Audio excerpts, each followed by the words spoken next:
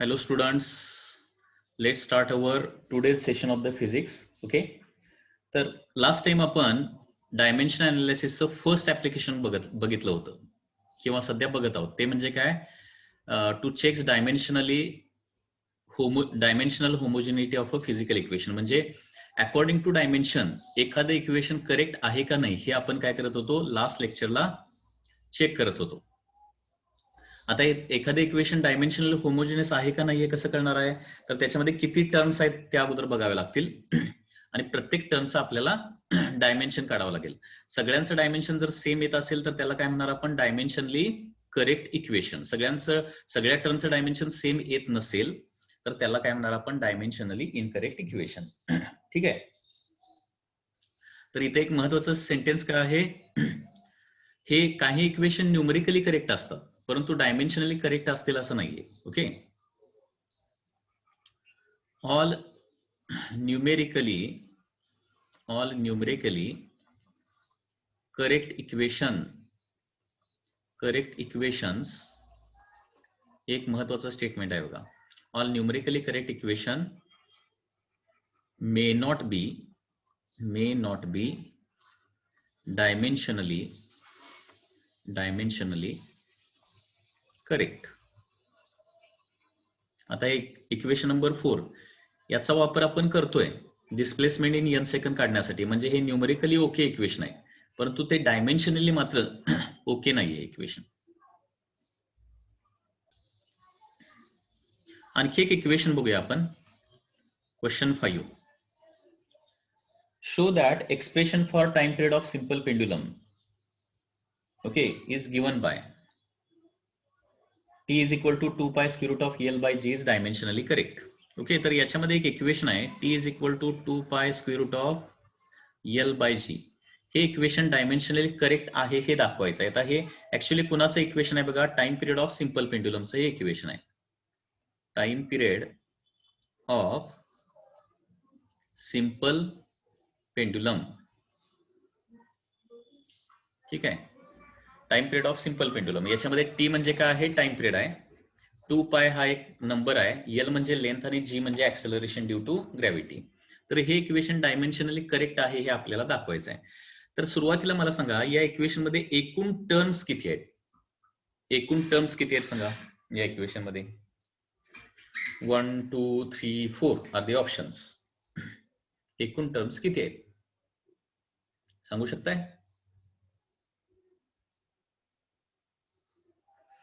एकूण टर्म आहेत बघा रे. टर्म कशा मोजायच्या, प्लस मायनस मध्ये किती टर्म आहेत बघायच्या. मल्टिप्लिकेशन असेल तर ती सगळी एकच टर्म कन्सिडर करायची, हे मी सांगितलंय ना तुम्हाला. मल्टिप्लिकेशन असेल तर सगळी एकच टर्म कन्सिडर करायची आणि प्लस मायनस मध्ये जेवढ्या टर्म आहेत तेवढ्या बघायच्या आहेत.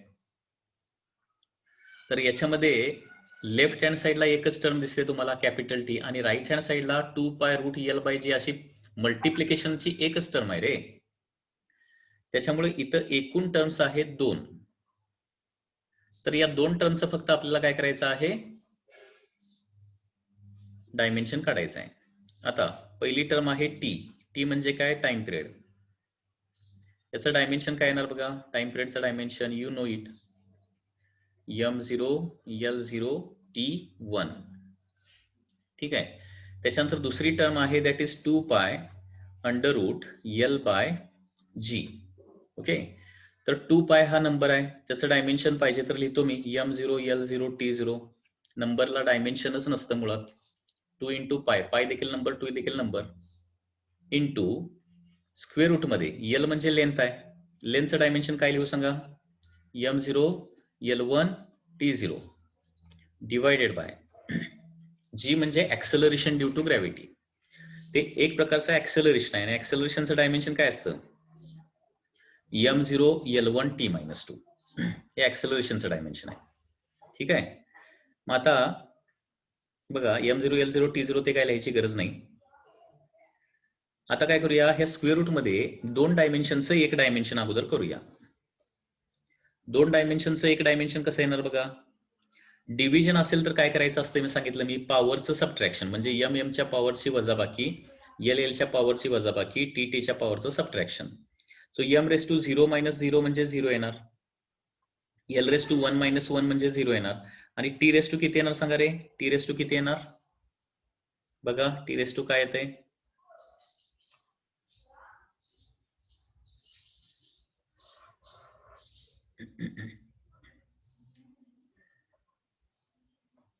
टी रेस टू येते ना काहीतरी? टी रेस टू 2 येणार आहे, कारण 0 - -2. 0 - -2 म्हणजे 0 + 2. ठीक आहे. आता स्क्वेअर रूट काढायचं म्हणजे काय करायचं? सगळ्या पॉवर हाफ करायच्या. स्क्वेअर रूट काढायचं म्हणजे काय करायचं? सगळ्या पॉवर हाफ करायच्या. सो एम रेस टू 0चा हाफ तर 0च येणार, एल रेस टू 0चा हाफ 0च येणार आहे, आणि टीचं 2चा हाफ किती येणार आहे? 1 येणार. म्हणजे ही सेकंड टर्म जी आहे त्याचं डायमेन्शन काय आलं? m0 l0 t1 आलं. कुठली 2π√l/g. याच्यामध्ये कुणाला डाऊट असेल तर जरा विचारा. डाऊट म्हणजे डाऊट काय असेल तर ही स्टेप लक्षात आली का स्क्वेअर रूटची? कारण इथं प्रॉब्लेम होऊ शकतो. आता स्क्वेअर रूट म्हणजे पॉवर किती असते माहिती आहे ना? हाफ असते. आणि पॉवर रेस टू पॉवर असेल तर काय करायचं असतं? त्या दोन पॉवरचं मल्टिप्लिकेशन करायचं असतं. लक्षात येत आहे? Multiplication.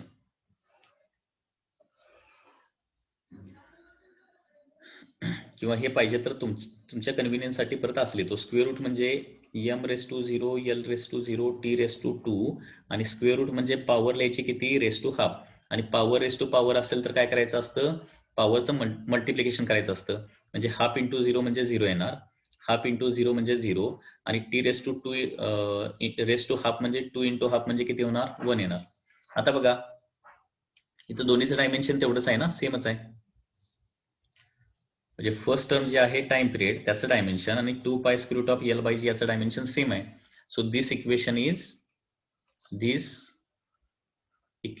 Is dimensionally correct. Dimensionally correct equation आहे. ठीक आहे. आता याच्यामध्ये मेन्स, जेई मेन्स, नीट किंवा सीईटी याच्यामध्ये क्वेश्चन्स कसे असतात बघा. म्हणजे फर्स्ट ऍप्लिकेशन डायमेन्शनली होमोजेनियस इक्वेशनचे क्वेश्चन कसे असतात? मेन्स, नीट, सीईटीचा पार्ट आहे. आता व्यवस्थित लक्ष द्या जरा.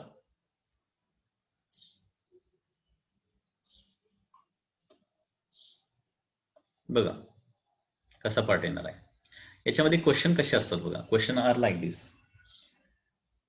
Right the dimension of A and B in the relation. Question काय बघा. Right the dimension of A and B, dimension of A and B in the relation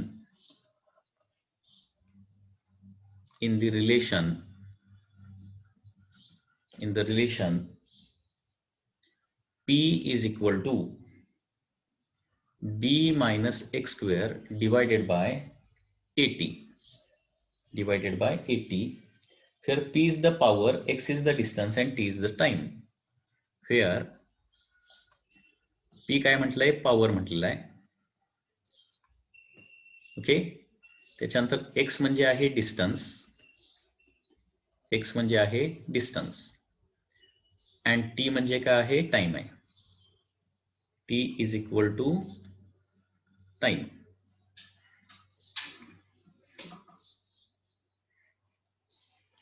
तर या पद्धतीने हे क्वेश्चन दिलेला आहे. हा या मेन्स किंवा नीट एक्झामला या पद्धतीने हा क्वेश्चन येऊ शकतो. सीईटी एक्झामला.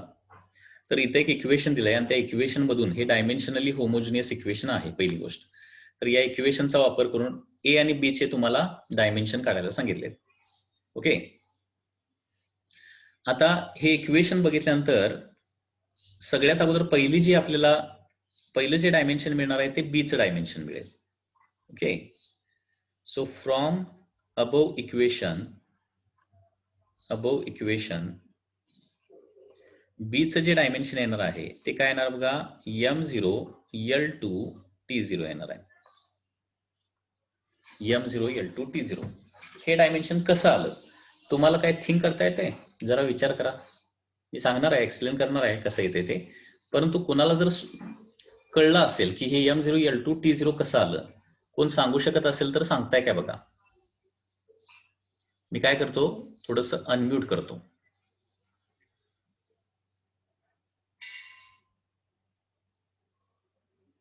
कसं काय?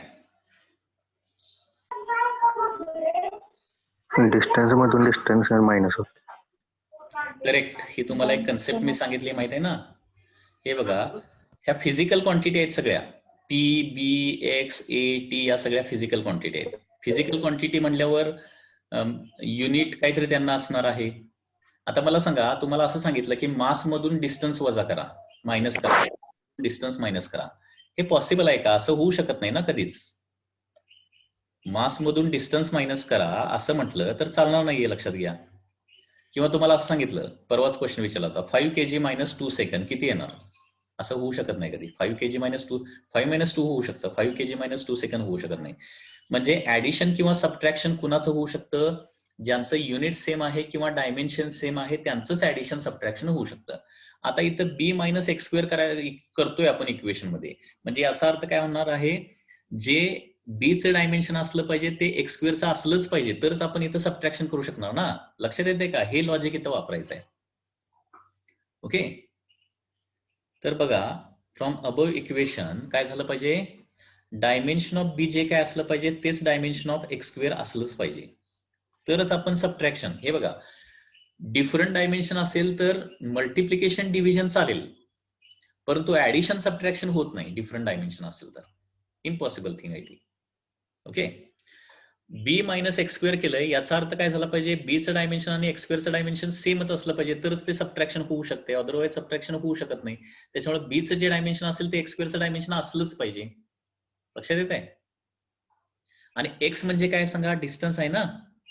क्वेश्चन मध्ये दिलंय त्यांनी, x is a distance, distance dimension L1 असतं, मग एक्स स्क्वेअरचं काय येणार रे, L2 येणार ना, L2.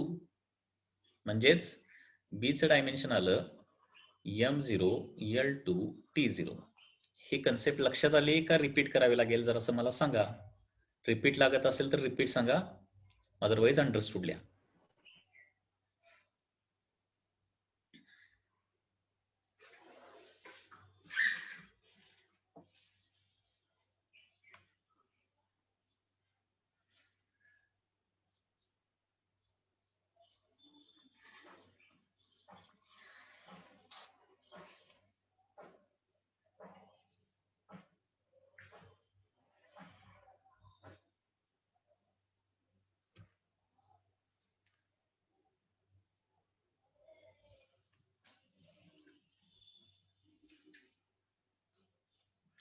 बरं, पुन्हा एकदा रिपीट करतो, लक्षात घ्या. इथे equation P is equal to B minus X square divided by 80. आता न्यूमरेटर जर आपण बघितला इथं तर बी मायनस एक्स स्क्वेअर आहे.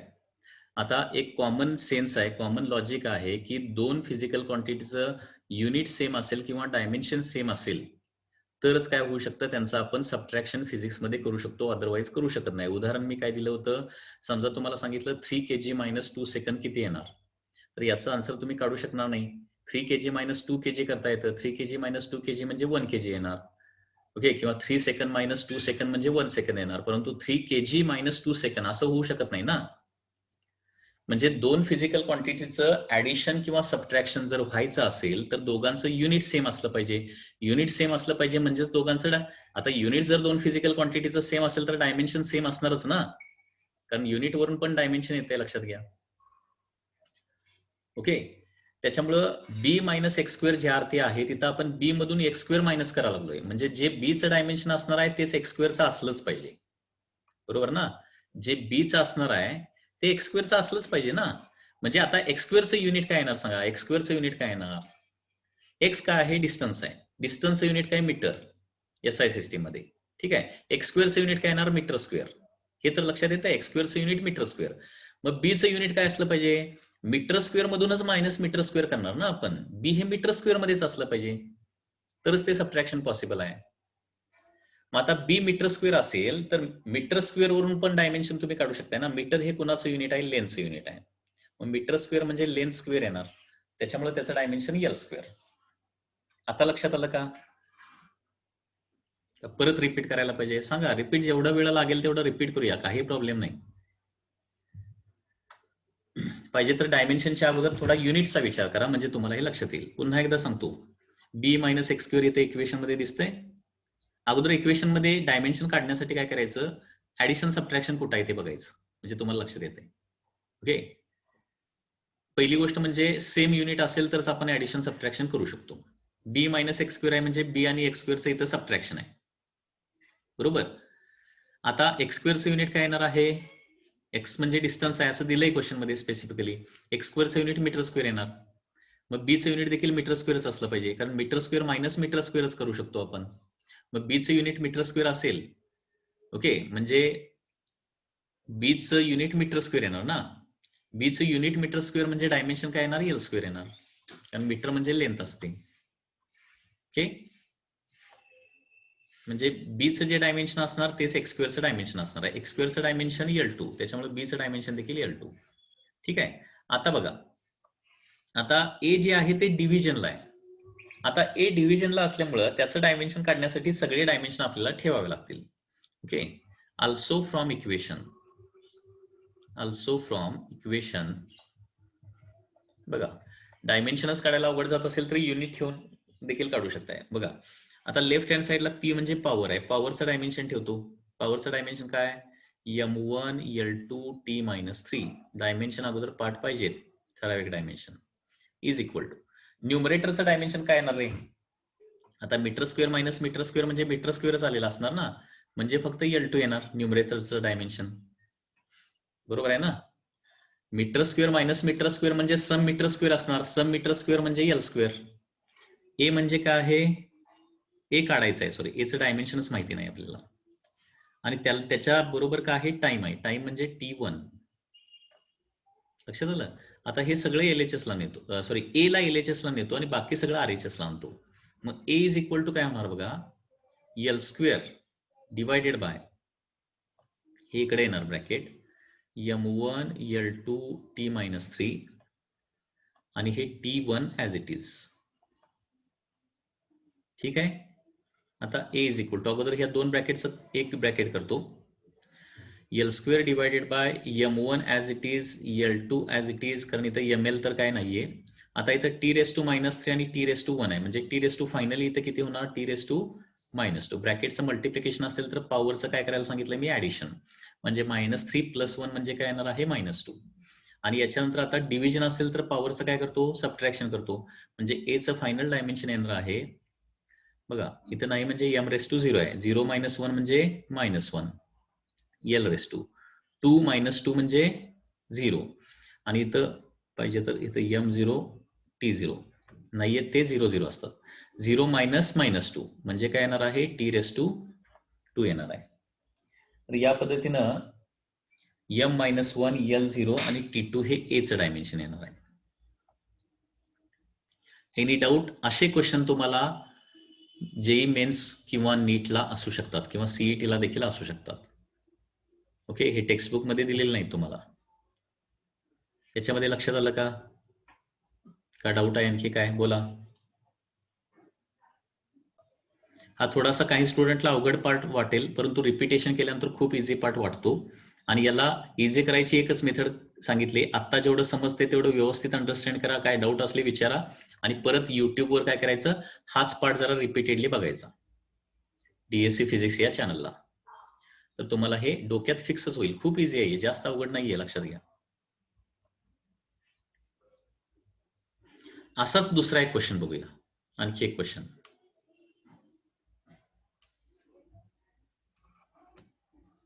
रिपिटेशन सगळं सोपं होतंय, काही स्टुडंटला जरी जरासं अवघड वाटत असलं तरी हळूहळू हे इझी होतंय, त्याच्यामुळं टेन्शन घ्यायची काही जरूर नाहीये. नेक्स्ट इक्वेशन काय बघा, the velocity phi of a particle depends on, question काय दिलंय, velocity phi of particle is given by, depends on किंवा गिवन बाय, एक इक्वेशन पुन्हा एकदा दिलंय, जे डायमेन्शनली करेक्ट इक्वेशन आहे. Phi is equal to A plus BT plus C divided by C divided by D plus T. Okay,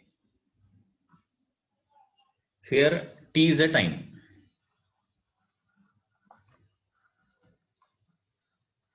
t is equal to time. म्हणजे हे जे व्हेलॉसिटी ऑफ पार्टिकलचं एक इक्वेशन दिलेलं आहे, velocity of particle, velocity of particles एक equation दिलंय which is given by phi is equal to a plus bt plus c by d plus t. हा एक ब्रॅकेट आहे असा. याच्यामध्ये दोनच गोष्टी नोन आहेत तुम्हाला, एक म्हणजे वेलॉसिटी आणि दुसरं म्हणजे टी म्हणजे टाइम. इथे एक टी आहे आणि इथे एक टी आहे. आता याच्यावरून ए बी सी याचे डायमेन्शन फाइंड आउट करायला सांगितलेत. Find dimensions of A B and C. A B C and D पण आहे. A B C and D. D. ठीक आहे. मला सांगा कुठून स्टार्ट करूया. कुठूनही स्टार्ट केलं तरी काय प्रॉब्लेम नाही. कुणाचं डायमेन्शन सगळ्यात अगोदर काढूया, तुम्हीच सांगा जरा.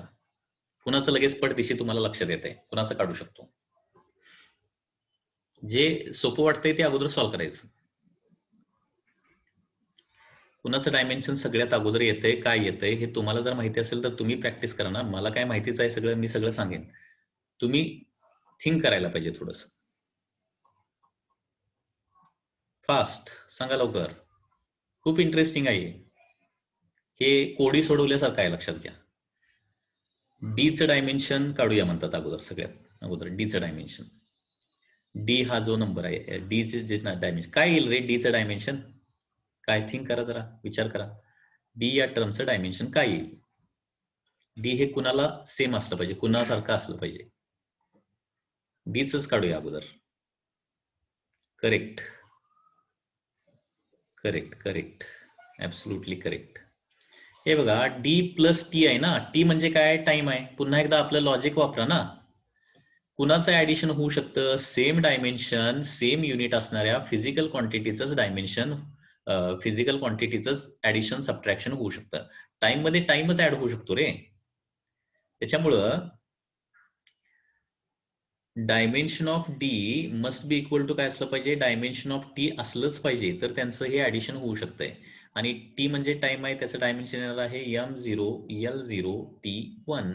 Very simple. ठीक आहे. आता ए कडे जाऊया थोडस. ए कडे जाऊया. एचं डायमेन्शन कुणाप्रमाणे असलं पाहिजे जरासं विचार करून सांगा. एचं डायमेन्शन कुणासारखं असलं पाहिजे? डायमेन्शनल ही एक कन्सेप्ट इथं वापरू शकता की डायमेन्शनली होमोजिनियस इक्वेशन मध्ये सगळ्या टर्मचं डायमेन्शन तेच असतं. बरोबर. मला सांगा या इक्वेशन मध्ये एकूण टर्म्स किती आहेत रे? एकूण टर्म्स किती आहेत? एकूण टर्म्स किती आहेत? किती टर्म्स आहेत?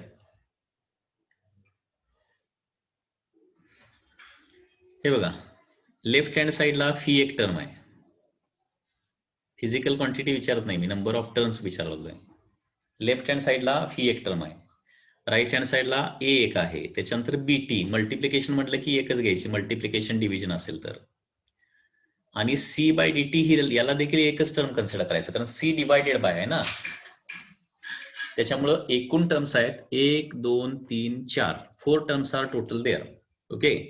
मग आता डायमेन्शनली होमोजिनियस इक्वेशन मध्ये सगळ्या टर्मचं डायमेन्शन सेम असतं ना. मग जे डायमेन्शन फीचं असेल तेच डायमेन्शन कुणाचं असलं पाहिजे सांगा? जे डायमेन्शन एचं असेल, फीचं असेल, ते डायमेन्शन कुणाचं असलं पाहिजे? जे डायमेन्शन फीचं असेल तेच डायमेन्शन कुणाचं असलं पाहिजे?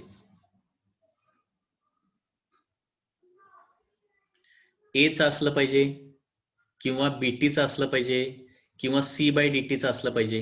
बरोबर आहे ना. प्रत्येक टर्मचं dimension same. Okay. As this is a dimensionally homogeneous equation. Dimensionally homogeneous, this is dimensionally homogeneous equation. Okay, so therefore dimension of phi जे असेल तेच डायमेन्शन ऑफ ए असलं पाहिजे, तेच डायमेन्शन ऑफ बीटी असलं पाहिजे आणि तेच dimension of C divided by D plus T असलं पाहिजे. हे एवढं आता बघितलं की सगळे डायमेन्शन येतात. आता ए बी सी चे येतात. डीचं ऑलरेडी आपण काढलेलंच आहे. ते इक्वेशन मध्ये दिलेलंच असतंय की डायमेन्शनली होमोजिनियस इक्वेशन आहे. या क्वेश्चन मध्ये देखील ते दिलेलं आहे. आणि टर्म काढायला सांगितल्या म्हणजे बाकीच्या फिजिकल क्वांटिटीचं डायमेन्शन काढायला सांगितलं तर ते डायमेन्शनली होमोजिनियस इक्वेशन असलं तरच काढू शकतोय, अदरवाईज काढू शकत नाही. ओके, तर इक्वेशन दिल्यानंतर त्याच्यातल्या टर्मचं डायमेन्शन काढायला सांगितलं तर हे तिथं जरी दिलं नसलं तरी हे ऍझ्युमच करायचं, अदरवाईज काढू शकणार नाही. मग डायमेन्शन होमोजिनियस आहेत हे ऍझ्युमच करायचं, त्यांनी ते दिलेलंच आहे असं ऍझ्युम करायचं. हे डायमेन्शनली होमोजिनियस इक्वेशन आहे असेल तरच काढू शकतो, नाही तर काढू शकणार नाही ना. मग डायमेन्शनली होमोजिनियस इक्वेशन नाही असं म्हटलं तर व्ही आणि एचं मग सेमच येणार नाही, काढू शकत नाही. कसं गेस करणार आपण? ज्या अर्थी त्यांनी एबीसीडी काढा असं म्हटलंय त्या अर्थी काय होणार? त्याचा मिनिंग हे डायमेन्शनली होमोजिनियस इक्वेशन आहे असं ऍझ्युमच करायचं. ठीक आहे. हा, आता फीचं जे असेल तेच एचं असणार. मग एचं डायमेन्शन सांगा रे, काय येणार सांगा. आता डायमेन्शन लिहायला पाहिजे डायरेक्टली. मग एचं डायमेन्शन काय येणार?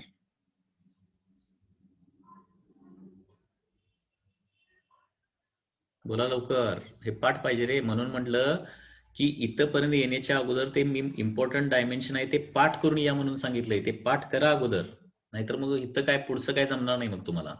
फी म्हणजे एचं डायमेन्शन म्हणजे फीचं डायमेन्शन, फी म्हणजे व्हेलॉसिटी आहे रे. व्हेलॉसिटीचं डायमेन्शन पाठ आहे का नाही?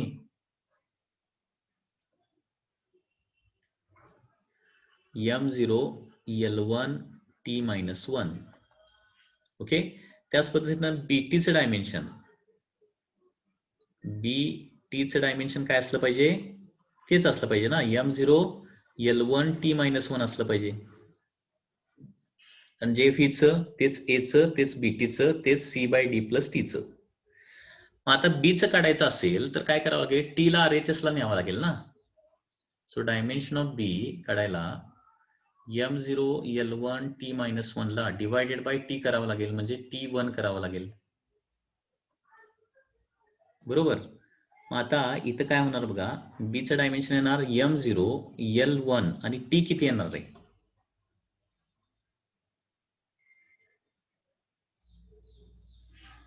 t-2 येणार.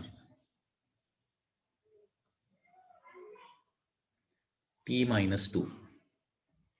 अरे डिव्हिजन असेल तर पॉवरचं सबट्रॅक्शन करायचं असतं ना. -1 -1 -2. हे झालं बीचं. तसंच आता सीचं काढायचं आहे. C divided by D plus टीचं डायमेन्शन देखील काय असलं पाहिजे? C divided by D plus T चं डायमेन्शन देखील तेच असलं पाहिजे, कारण फिजिकल इक्वेशन मध्ये सगळ्या टर्मचं डायमेन्शन तेच असतं होमोजिनियस इक्वेशन मध्ये. m0 L1 t-1. आता डी आणि टीचं डायमेन्शन काय आपण काढलंय ना, दोन्ही टाइमच आहेत. म्हणजे सीचं डायमेन्शन काढायला m0 L1 t-1. Okay, D plus T RHS ला गेल्यावर मल्टिप्लाय होणार आणि डी प्लस टी, हे बघा टाइम प्लस टाइम म्हणजे सर्टन टाइमच असणार ना. दॅट इज t1 त्याचं डायमेन्शन. डी प्लस टीचं dimension time. Time plus time म्हणजे टाइम येणार, आणि त्याच्यामुळे याचं डायमेन्शन येणार आहे m0 L1 t0. m0 L1 t0. हे बघा, हे असं पण तुम्ही थिंक करू शकता. व्हेलॉसिटी म्हणजे मीटर पर सेकंद असतं ना, metre per second. C divided by D plus T. D plus T already टाइमच आहे रे, सेकंदच आहे, म्हणजे सी मीटरच असलं पाहिजे. असं पण थिंक करू शकताय. डिफरंट लॉजिक लावा जे तुम्हाला सोपं पडतंय ते. Okay, C divided by D plus T. D plus T टाइमच आहे, सेकंदच आहे, म्हणजे सी काय असलं पाहिजे? मीटरच असलं पाहिजे, तरच मीटर पर सेकंद येणार ना. इथं जे युनिट आहे त्याचे युनिट या टर्मचं असलं पाहिजे, तरच हे ही टर्म इकडे नेली तर सबट्रॅक्ट होणार ना, व्ही मधून सबट्रॅक्ट होणार. सबट्रॅक्ट होण्यासाठी याचं मीटर पर सेकंद असेल तर याचं पण मीटर पर सेकंद पाहिजे, म्हणजे त्यासाठी सी मीटर मध्ये असला पाहिजे कंपल्सरी. म्हणजे सीचं डायमेन्शन L1च यायला पाहिजे. एनी डाऊट इन दिस केस? हा पार्ट पुन्हा एकदा युट्यूबवर रिपीट बघा. ओके, सगळ्यात महत्वाची गोष्ट, माझे जे लेक्चर्स आहेत त्याचा ग्रेटेस्ट ऍडव्हान्टेज काय आहे? लाईव्ह लेक्चर बघायला मिळणार, प्लस एखादी कन्सेप्ट रिवाइज करायची असेल, कारण क्लासरूम मध्ये काही वेळेला कन्सेप्ट लक्षात येतात, नंतर ते नोटबुकवर लिहिल्यानंतर हे काय केलं कसं केलं लक्षात येत नाही, तर त्याच्यासाठी रिव्हिजन करा. आणि रिव्हिजन केला तर फिजिक्स परफेक्ट होत आहे. Perfect revision through YouTube. Okay, understanding through live lecture and revision through YouTube. Speed वाढवून जे समजलंय ते काय परत बघायचं नाही, स्किप करायचं तेवढा पार्ट, जिथं अवघड वाटतंय ना तोच पार्ट रिपीट बघायचा, म्हणजे कमी टाइम मध्ये रिव्हिजन करायचं. ओके, आणखी एक क्वेश्चन बघूया. One more question. असे भरपूर क्वेश्चन तुम्हाला डिफरंट नीट जेईचे बुक घेतले तर असे भरपूर क्वेश्चन मिळतील. ओके, नेक्स्ट क्वेश्चन काय बघा. The following equation gives the relation between mass m1 kept on a surface of area A and pressure P exerted on this area. आता इथे एक इक्वेशन दिलंय आणि त्या इक्वेशन मध्ये टर्म्स काय काय बघा. Equation is m1 plus m2 into x divided by A. तर याच्यामध्ये P म्हणजे काय दिलंय, P is nothing but pressure दिलंय. P म्हणजे दिलेला आहे प्रेशर. m1 हे एक मास आहे, m1 हे एक मास आहे आणि A हा एरिया दिलाय आणि x काय आहे माहिती नाही. तर क्वेश्चन काय आहे, find dimension of x, dimension of the x, x चं डायमेन्शन फाइंड आउट करायला सांगितलंय. जरा 2 मिनिटं विचार करा तुम्ही, तुम्हाला वेळ देतो मी. m2 काय असेल रे, m2 काय असेल, m2 काय असेल असं वाटतंय. m1 मास दिले तर m2 काय असेल, m1 प्लस m2 आहे. ऍडिशन कोणाची होणार, मास मध्ये मासचीच ऍडिशन होणार, म्हणून पर्पजफुली क्वेश्चन मध्ये m1 एवढं मास दिलंय, m2 ते तुमचं तुम्ही कन्सिडर करायचंय. ते मासच असलं पाहिजे रे, कारण त्याच्याशिवाय ऍडिशन होणारच नाही ना, मास ऑफ सेकंड ऑब्जेक्ट वगैरे असेल. करेक्ट. म्हणजे m2 चं डायमेन्शन जर विचारलं तर काय येणार आहे, m2 म्हणजे मास, मासला m1 म्हणतो ना. या पार्ट मध्ये येण्यासाठी अगोदर डायमेन्शन पार्ट पाहिजे मी सांगितलेले, अदरवाइज हा पार्ट कळणार नाही तुम्हाला काय, किंवा सॉल्व्ह करता येणार नाही.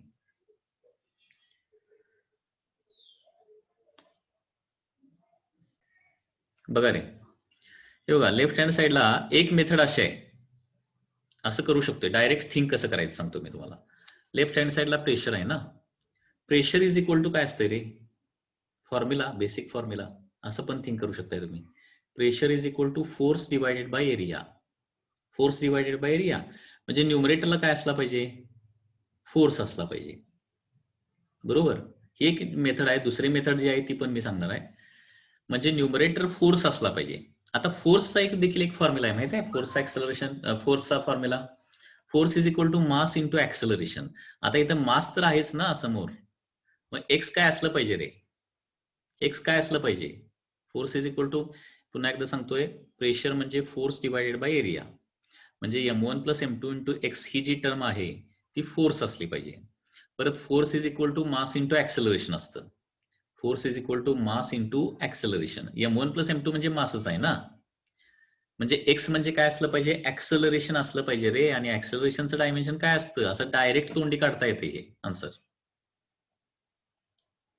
ओके, एक्सेलरेशनचं डायमेन्शनच माहित नाही अजून.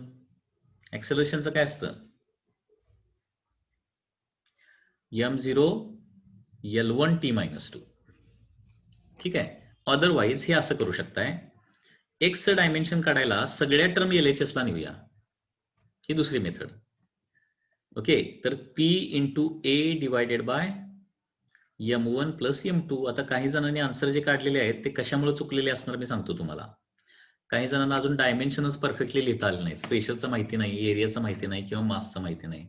ओके, आता बघा प्रेशरचं इथं डायमेन्शन काय येणार, m1 L-1 t-2. प्रेशरचं dimension part आहे का बघा अगोदर, प्रेशरचं m1 L-1 t-2 आहे.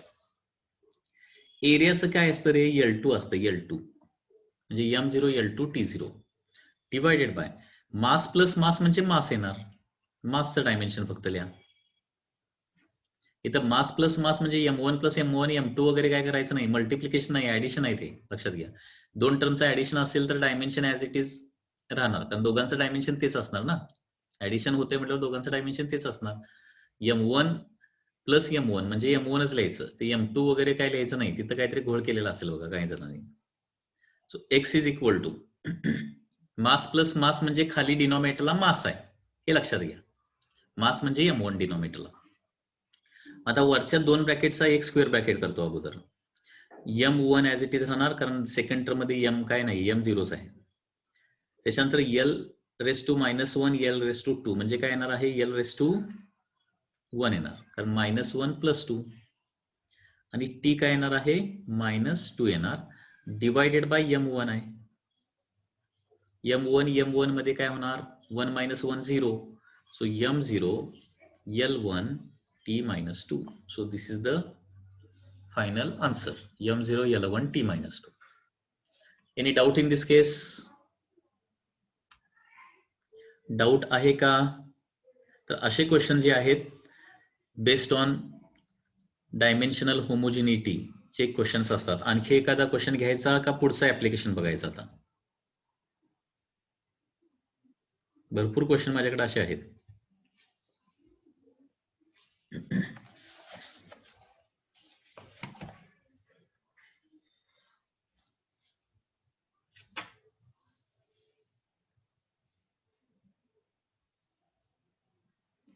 वन मोर क्वेश्चन, थोडासा वेगळा आहे आणि थिंक करायला लागेल तुम्हाला.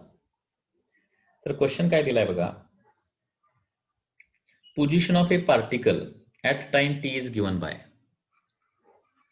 Position of A particle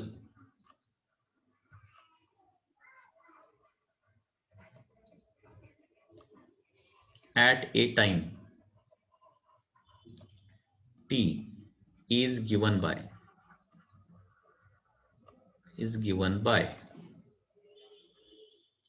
x is equal to phi naught by a in bracket 1 minus e raised to at, 1 minus e raised to at. तर fee not आणि ए चं डायमेन्शन काढायला सांगितलंय. Fee not and A has dimension.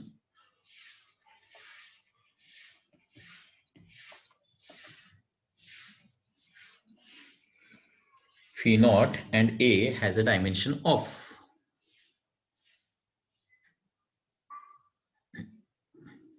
काय करतो, fee not ना अगोदर ब्रॅकेटमध्ये multiply करून घेतो, म्हणजे काय होईल, व्यवस्थित जरा ते दिसेल. X is equal to phi not by a, phi not by into 1 म्हणजे फी नॉट बाय येणार, minus phi not by a e raise to 80, e raise to 80. ठीक आहे. मला सांगा या इक्वेशन मध्ये एकूण टर्म्स किती आहेत? एक्स म्हणजे मीटर मध्ये, लेंथ मध्ये, पोझिशन म्हणजे लेंथ. याच्यामध्ये दोन गोष्टी आहेत, एक्स जे आहे ती लेंथ आहे किंवा पोझिशन आहे, आणि टी म्हणजे काय आहे, टाइम आहे. या दोन गोष्टी तुम्हाला दिलेल्या आहेत. How many terms are there in this equation? किती टर्म्स आहेत? 3 टर्म्स आहेत. तिन्ही टर्मचं डायमेन्शन काय असलं पाहिजे? सेम असलं पाहिजे. जे एक्सचं असेल तेच फी नॉट बाय एचं असलं पाहिजे, आणि तेच phi not by a e raise to 80 असलं पाहिजे. आता मला सांगा, e raise to some power याला डायमेन्शन असतं का? मी ते तुम्हाला अगोदर डायमेन्शनलेस क्वांटिटी म्हणून दिलंय बघा अगोदर. ई रेस टू 80 ला डायमेन्शन नसतं, म्हणजे ए इंटू टी ला डायमेन्शन नसायला पाहिजे. पॉवरला देखील डायमेन्शन नसतं, नेहमी लक्षात ठेवायचं. कशाला? पॉवरला डायमेन्शन नसतं. तर ए इंटू टी डायमेन्शन लेस पाहिजे मला. मग एचं डायमेन्शन काय असेल जरा विचार करा. ई रेस टू 80 किंवा 80 ला डायमेन्शन नसायला पाहिजे. 80 M0 L0 T0 यायला पाहिजे. तर त्याच्यावरून एचं डायमेन्शन काय येईल? ए म्हणजे एरिया वगैरे असं काय सांगितलेलं नाही, अजून काय करायचं नाही, एक माहितीच नाही काय ते, नुसतं ते सिम्बॉल वरून ए म्हणजे एरिया वगैरे असं काय म्हणायचं नाही. लक्षात घ्या. एचं डायमेन्शन काय असू शकेल असं वाटतंय?